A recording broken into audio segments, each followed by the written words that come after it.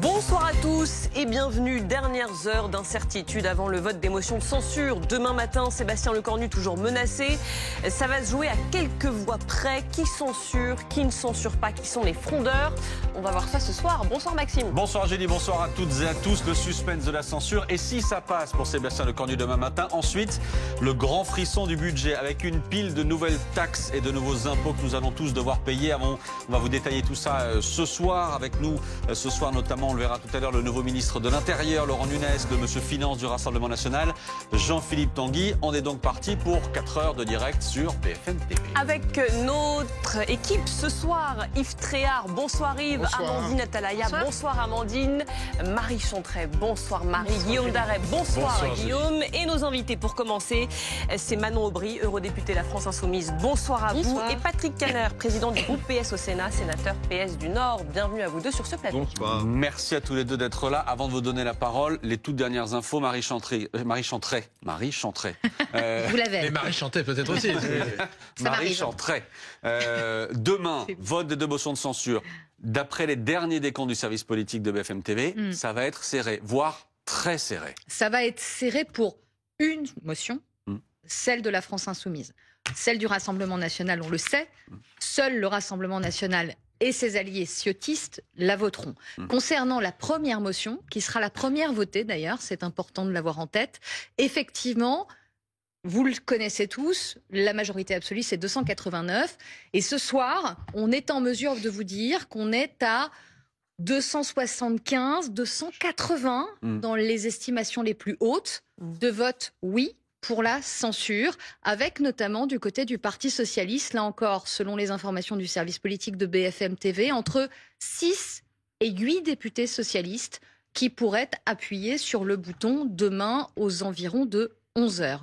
6 et 8, alors que certains députés cadres nous disent entre 2 et 3, ça pourrait être plus, qui donc défieraient les ordres d'Olivier Faure. Nouveau frondeur au Parti socialiste. Donc les rangs des frondeurs, Yves Tréhard, gonflent, ça va être ric-rac. On rappelle qu'il faut 289 députés pour que Sébastien Lecornu soit censuré demain. C'est pas une formalité du tout, et je pense que le Premier ministre va mal dormir cette nuit, parce que effectivement, on avait donné ça plutôt gagnant pour le Premier ministre, en estimant que le Parti socialiste, eh bien, dans sa majorité, en son immense majorité, ferait bloc. Et en fait, plus on avance et plus il y a des défections ou de députés qui se retournent d'une certaine façon. Alors, il y a des socialistes, mais il ne faut pas oublier qu'il y a quelques LR aussi. Il y a des républicains. Il y a aussi des députés qui viennent d'un groupe qui s'appelle l'IOT, qui est un groupe charnière, dans lequel il y a des gens de sensibilité, des députés de sensibilité de droite, de sensibilité de gauche. Et puis, il y a aussi des non-inscrits. Selon nos estimations, les républicains, c'est entre 2 et 5. 2 et 5, avec des attitudes qui ne font que changer, c'est-à-dire qu'on les a au bout du fil. Leur une, c'est je vais voter, on les rappelle et puis je vais plus voter, et puis on les re-rappelle et puis ils nous répondent plus du tout. Avec juste ce soir, à noter quand même ce communiqué au vitriol publié par Bruno Retailleau, le patron des Républicains, pas le patron des députés, qui parle d'un discours de politique générale de Sébastien Lecornu qui est d'abord, dit-il, écrit-il, l'illustration d'une dérive. Alors est-ce que des députés LR pourraient être tentés d'aller vers la censure? D'autant que c'est juste un élément important à nos téléspectateurs à préciser, c'est que les noms des votants qui ont voté la censure sont connus et sont rendus publics dans les minutes après le vote. Il y a une pression du terrain. Il y a une pression du terrain. Une très grosse pression des sénateurs sur les députés. Et c'est d'ailleurs depuis le discours du Premier ministre au Sénat cet après-midi que les choses ont commencé à se gâter, si je puis dire, chez les Républicains. Pression des sénateurs et pression des fédérations, des militants, des adhérents aussi. Nous, on m'a montré plusieurs captures de boucles, effectivement, dans la journée, dans lesquelles vous avez des patrons de fédé au niveau local qui disent on m'a rendu 20 cartes des LR aujourd'hui, qu'est-ce qui se passe demain si on censure pas? Et effectivement, ce que disait Marie, c'est que cette sortie au vitriol ce soir de Bruno Retailleau donne le sentiment, il n'y a pas de censure politique, mais on est dans une forme de censure médiatique. Il fait passer le message quasiment de dire si j'étais député, je censurerais. Et je vous relis d'autres extraits. Et il a fait monter plusieurs de ses proches, on l'a vu, qui ne sont pas députés, François-Xavier Bellamy, Guillaume Larrivé, qui depuis 2 jours disent si nous étions députés, nous censurerions. Plus facile de dire quand même, si nous étions députés, on censurait. En l'occurrence, je vous lis quelques extraits quand même, Amandine Atalaya. La droite ne peut pas accepter le budget, dit Bruno Retailleau. Le pouvoir est prêt à lâcher n'importe quoi pour se maintenir à tout prix. Finalement, Sébastien Lecornu, là, demain, il doit craindre presque autant le Parti socialiste que les Républicains. Oui, complètement, parce qu'il peut y avoir le même nombre de frondeurs d'un côté et de l'autre. Donc sa survie n'est pas 100% certaine à ce stade. Et concernant Bruno Retailleau, c'est intéressant parce qu'il prend du recul vraiment jusqu'au bout et ne veut plus du tout aujourd'hui être associé à la Macronie. Et il s'appuie en ça sur le vote des militants du parti LR qui, estime-t-il, lui a donné raison puisque 3/4 des militants LR consultés ont répondu qu'ils étaient satisfaits que Bruno Retailleau ne participe pas au gouvernement, ainsi que les autres membres des LR qui jusque-là y appartenaient. Donc on voit bien qu'il y a toute une partie de la droite qui est en mode sauf qui peut, il ne faut que plus rien aujourd'hui ne nous rattache à ce gouvernement et qui prépare la campagne présidentielle avec l'idée de se remettre dans une opposition frontale. Là où c'est difficile pour eux à défendre, c'est qu'on peut faire une lecture inverse, c'est-à-dire que Bruno Retailleau a assez peu obtenu en une année de participation au sein du gouvernement, alors que les socialistes qui n'ont jamais participé ont eux obtenu bien davantage que lui, avec notamment la suspension de la réforme des retraites. Donc vous voyez, deux stratégies différentes et une qui a mieux marché, celle de la gauche. Sauf que je suis pas sûr que votre voisine ce soir soit d'accord avec vous, Manon Aubry. Dans votre camp, dans le camp insoumis, on attend la censure. On va voter la censure demain. Et on voit qu'un certain nombre de personnalités chez vous, pas font pression, mais font campagne auprès des socialistes en disant il faut censurer, avec un argument qui est de dire, vous socialistes, vous êtes en train de vous faire avoir par le gouvernement. En quoi est-ce que les socialistes de Patrick Kanner ici présents seraient-ils en train de se faire avoir? Ils sont en train de se faire avoir, en effet, à plusieurs niveaux.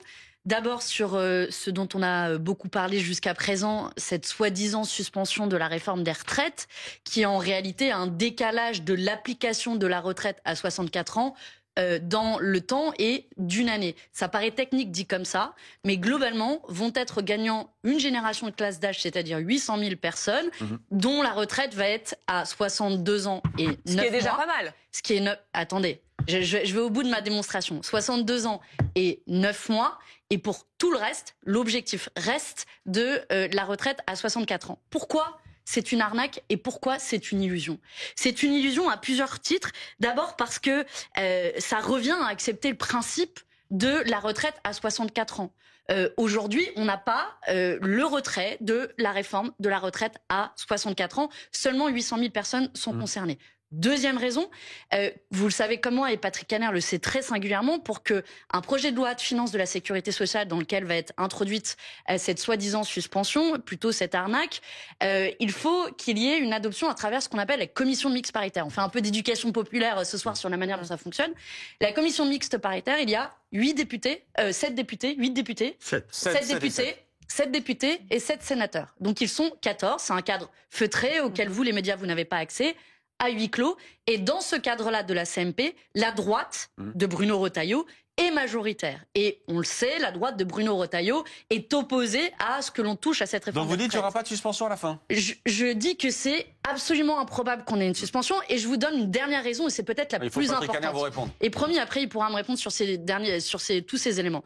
C'est une arnaque aussi, parce que en réalité, pour bloquer l'âge de départ à la retraite pour 800 000 personnes, on va baisser le niveau de pension de 18 millions de personnes. Parce que dans ce projet de loi de finances de la sécurité sociale, il y a un gel des pensions de retraite. Donc dit simplement, ce qu'on va vous donner d'une main à 800 000 personnes, on va le reprendre de l'autre main en 8 fois plus, parce que ce gel des pensions de retraite, c'est Patrick Kanner, vous êtes en train de vous faire arnaquer. 3 milliards d'euros qu'on va reprendre aux retraités derrière. Vous êtes en train de vous faire arnaquer? J'ai écouté attentivement ma collègue parlementaire Manon Aubry. Ce que je sais, c'est que nous avons rencontré pendant près de 7 heures Monsieur Lecornu, dans 3 séquences successives, que nous avons finalement obtenu ce que nous souhaitions. C'est-à-dire, non seulement, j'y reviendrai, la suspension immédiate et totale. C'est-à-dire, là aussi on est un peu dans la technique sociale, c'est la question du ralentissement des trimestres nécessaires pour obtenir sa retraite à taux plein. Et nous avons obtenu aussi des éléments sur la justice fiscale et sur la justice sociale au travers du pouvoir d'achat. 7 heures, sans compter toutes les réunions privées, si vous me permettez l'expression, ou contacts privés pour y aboutir. Madame Aubry, avec ses amis politiques de LFI, n'a participé volontairement à aucun de ces contacts. Et donc je suis un petit peu étonné quand même de la violence du propos de la part de certains qui aujourd'hui ne servent à rien, excusez-moi, pour améliorer la vie des Français. Je veux dire, c'est nous qui avons fait bouger les lignes. Vous n'y avez absolument Monsieur pas... Attendez. Oui, je vous laisse finir, Vous n'y avez absolument pas contribué. Et vous venez nous raconter des histoires, des chansons aujourd'hui disant que c'est une arnaque. Écoutez, il y a un engagement du Premier ministre. Il est, de par l'article 20 de la Constitution, celui qui détermine et conduit la politique de la nation.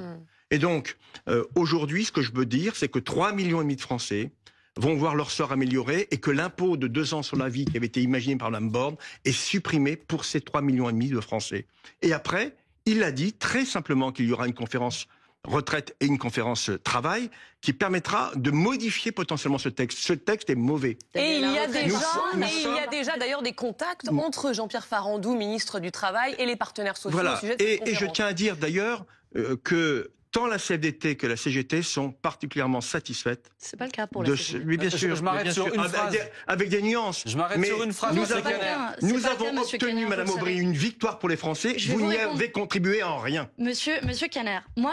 Vous savez, je me bats pour des convictions politiques. Je vais faire de la politique. Pour Monsieur Mélenchon. Non, je veux pas être la bouée de secours du macronisme, Monsieur Caner. Eh bien, nous non plus, nous sommes dans l'opposition et nous avons obtenu des choses. Donc, Monsieur Caner, pour aller dans le détail, vous ne servez à rien. On s'est battu pendant des mois. On a eu plus de 3 millions de personnes qui se sont battues dans la rue. Nous y étions aussi. Parlez calmement, Monsieur Caner. Non, nous étions aussi. Arrêtez de mentir. On s'est battu. Laissez-moi aller au bout de la phrase et vous allez voir. On s'est battu. Aux côtés de l'ensemble des syndicats pour abroger la réforme des retraites. Pendant 1 an, on s'est mobilisé avec les plus grandes mobilisations sociales de notre histoire récente. Nous aussi, madame.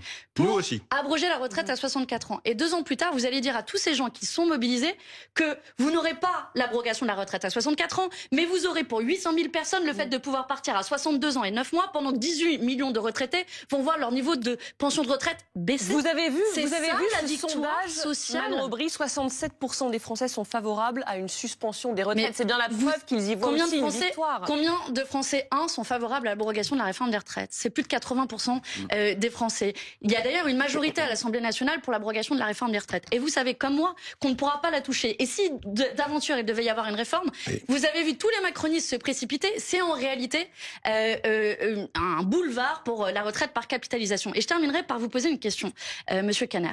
Allez-vous au final voter en faveur du projet de loi de finances de la sécurité sociale? Mais nous n'en sommes pas là, chère madame. Mais pour que cette soi-disant suspension, nous entrons pour dans que le ce débat, décalage soit accepté, il faut voter en faveur de ce projet de loi de finances de la sécurité sociale. Nous connaissons la valse à 4 temps qui est la vôtre. Non mais à savoir dissolution, destitution, insurrection, Mélenchon. Non, c'est se débarrasser du macronisme. Attendez. Je vous l'accorde. On n'est pas là pour poursuivre sa politique. Nous sommes dans l'opposition. Et donc, dans l'opposition, on s'oppose. Donc, vous allez vous opposer au projet de loi de finances de la sécurité sociale? Attendez, mais si vous m'aviez écouté tout à l'heure. Mais vous m'avez pas répondu à cette question. Mais je vais vous répondre. Au Sénat, j'ai dit que nous nous opposerons à l'année blanche, nous opposerons au gel des prestations, nous opposerons à le moindre remboursement des médicaments. Donc vous allez voter contre le budget de la sécurité sociale. Mais, chère madame, il n'y aura pas personne ne sait aujourd'hui quel est le vrai support. Décalage de la réforme. Non, mais attendez. Excusez-moi. La démonstration mais il n'y a pas de démonstration. Moi, je dis, le Premier ministre est engagé à la suspension immédiate et totale de la retraite. Et donc, nous le jugerons sur les actes. Arrêtez de laisser penser aux Français que ce que nous avons négocié et pour lequel vous n'êtes pour rien, parce que vous n'avez rien fait, ne sera pas utile pour ces Français. Mais derrière, Manon Aubry, et pour reprendre aussi ce que dit Patrick Caner, derrière va s'ouvrir une période de débat parlementaire où le 49.3 ne sera plus utilisé. Donc vous aurez toute la liberté. Et vous allez bloquer les débats. Vous allez bloquer les débats avec vos amis à l'Assemblée nationale. De 2 choses l'une. Soit vous acceptez le projet de loi de finances de la sécurité sociale dans lequel il y aura le décalage d'1 an pour 800 000 personnes. Dans ce projet de loi de finances de la sécurité sociale, il y aura le doublement des franchises des médicaments. Il y aura la baisse, l'augmentation. Je vais au bout de ma démonstration. Ça, vous ne savez pas. Et vous allez voter contre la suspension des retraites? Il y a aujourd'hui 20h14, mercredi soir, c'est ce qu'il y a dans le projet. Dans le projet de loi de finances de la sécurité sociale. Vous ne savez pas où aboutira bien sûr. Dans le projet. Oui, mais vous savez comme moi, on connaît les équilibres parlementaires. Je viens de vous faire la démonstration que la procédure parlementaire se termine par la commission mixte paritaire dans laquelle la droite est majoritaire. La droite est en faveur de ce qui est proposé dans ce budget de la sécurité sociale, à savoir le doublement des franchises médicales, à savoir l'augmentation des impôts de ceux qui sont en affection longue durée. On connaît tous des gens autour de nous. Madame Aubry, c'est Madame Irma. Monsieur Caner, je ne peux pas vous laisser dire. Je ne vous laisserai pas dire des bêtises. Je vous ai écouté avec la beaucoup d'attention. La CMP n'est pas composée que de la droite. Il y a 3 socialistes, il y a même un LFI. Monsieur Caner, vous savez comme moi. Je ne vous laisse attendez. Monsieur Caner, je vais juste au bout de ma démonstration et je vous laisserai répondre, je vous en prie. Donc, je sais que ça vous rend un peu fébrile ce débat et je comprends parce que les enjeux sont majeurs et je comprends que vous avez le sentiment de vous faire avoir et que c'est difficile. Mais je vais jusqu'au bout. Je vais jusqu'au bout. Quand, dans ce projet de loi de finances de la sécurité sociale, il y aura par exemple, je disais à l'instant, on connaît tous autour de nous des gens qui sont en affection de longue durée. C'est des gens qui ont un cancer, des gens qui ont des scléroses en plaques, qui par exemple touchent 2 000 € parce qu'ils ne peuvent plus travailler. Ces gens-là, on va augmenter leur impôt de 850 €. Voilà les injustices.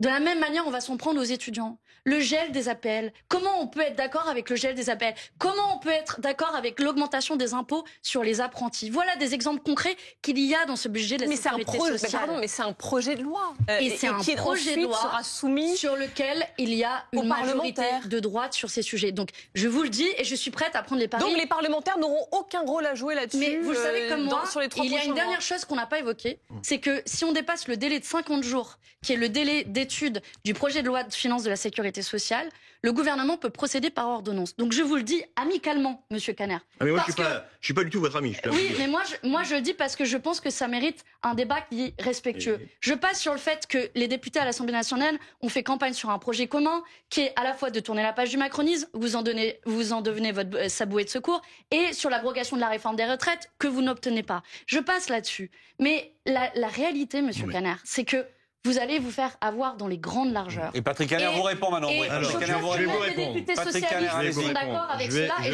j'appelle les socialistes qui nous regardent. Écoutez, laissez les socialistes là où ils sont, nous verrons votre avenir plus tard.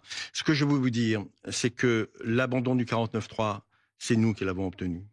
Et procéder par ordonnance, c'est nous qui l'avons obtenu. Monsieur Caner. Nous avons obtenu l'abandon du 49.3, donc un débat parlementaire auquel vous pourrez participer, pas vous directement, mais vos amis, collègues députés. Nous avons obtenu le desserrement de la baisse de la dette, avec un déficit à 5% ou 4,9, je n'en sais rien, ou 4,9,5, je n'en sais rien. Mais en tout cas, nous avons dégagé entre 6 et 7 milliards d'euros de marge de manœuvre. Nous avons obtenu la suspension de la retraite, de la réforme Borne. Ce n'est pas une suspension, c'est un décalage d'un an dans le temps. Soyez précis. Non mais attendez. Soyez précis. Qu'est-ce qu'a dit hier le Premier ministre? Suspension. Mais vous le savez comme moi, quand on demande immédiate, ce que c'est en suspension immédiate et totale. Suspension totale jusqu'au 1er janvier 2028. Donc c'est un décalage de l'application de la réforme. Et il y aura entre-temps, un débat qui s'appelle la présidentielle, qui s'appelle la présidentielle. Nous avons obtenu des mesures de justice fiscale et ce n'est pas suffisant. Nous avons obtenu un accord. Quelles mesures de justice fiscale, Monsieur Caner? Mais attendez, elles ne sont pas suffisantes, je vous l'ai dit. Laquelle? Mais attendez, là, le maintien de la taxe différentielle sur les revenus, la taxe sur les holdings, qui est largement insuffisante, je vous le concède. La contribution des plus riches et des multinationales va être divisée par 2 par rapport au budget de l'an dernier où c'était largement insuffisant. Vrai ou faux, Monsieur Caner? Madame Aubry, donc vous allez accepter une contribution des plus riches qui est divisée par 2? Nous sommes quel jour? Nous commençons à peine le débat budgétaire. Censurer le gouvernement, c'est censurer ce budget. Est-ce que vous me donnez acte néanmoins que nous allons négocier pied à pied, ligne par ligne, article par article, nous allons modifier. Mais ce qui est dingue, c'est qu'on a l'impression d'avoir face à nous vraiment 2 opposants, alors qu'au départ, vous savez, il y a un an, vous militiez pour les mêmes choses. On reste fidèle à ce programme du nouveau Front populaire. J'observe d'ailleurs que les écologistes, les communistes et les insoumis seront unis pour voter cette motion de censure ensemble demain. Il n'y aura peut-être pas tous les écologistes ni communistes qui la voteront. Il n'y a que Delphine Batho, à l'heure où on se parle, qui a confirmé qu'elle ne le voterait pas. Les écologistes vont voter cette motion de censure. Madame Aubry, et je vous depuis dis, la comme nomination partisane du nouveau Front populaire, je le regrette que les socialistes se placent en dehors. Je le regrette qu'ils deviennent une nouvelle fois la bouée de secours du macronisme. Ça vous gêne qu'on ne soit plus sous votre soumission. A été ministre de tous les gouvernements d'Emmanuel Macron. Madame Aubry, le lapin dans les phares du camion, c'est terminé. Un dernier mot, Patrick Caner, pour conclure. Ce que je veux dire. Qu'est-ce que vous allez dire, Monsieur Caner? Un dernier mot pour vous dire que nous avons négocié, nous avons obtenu des avancées, nous allons continuer à nous battre pour les Français et pendant ce temps-là, nos collègues députés de LFI, parce qu'il n'y a pas de groupe au Sénat, vous le savez, nos collègues regardent passer les trains. Eh bien, moi, je préfère monter dans le train pour les Français. Je crois avoir fait la démonstration ce soir que tout ça, ce sont des illusions qui sont vendues par les socialistes. Dans le sens de... Nous verrons dans 2 mois, Madame Aubry. Nous verrons dans 2 mois. Est-ce que vous ne regrettez pas d'avoir eu la peau, si vous me permettez, du 49.3, qui vous aurait permis peut-être d'insister sur la suspension de la réforme des retraites, non pas en passant par un amendement au PLFSS, mais carrément par un projet de loi, enfin une proposition de loi que vous auriez pu déposer. Là, c'est très technique. Je deviens très technique. Vous avez une poignée de secondes pour répondre. Je crois au débat parlementaire.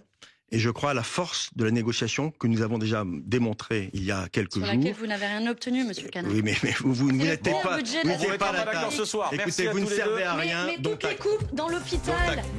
Rendez-vous dans 2 mois. Rendez-vous dans 2 mois et vous ferez la même chose qu'avec Monsieur Bayrou. À la fin, vous direz on aurait dû censurer, vous aurez que les yeux pour pleurer. Passez, chère madame. Merci à vous, Manon Aubry, Patrick Caner. Merci d'être venu dans cette soirée spéciale qui se poursuit dans un instant, notamment avec le nouveau ministre de l'Intérieur, Laurent Nunez, qui sera à l'invité de BFM TV. À tout de suite.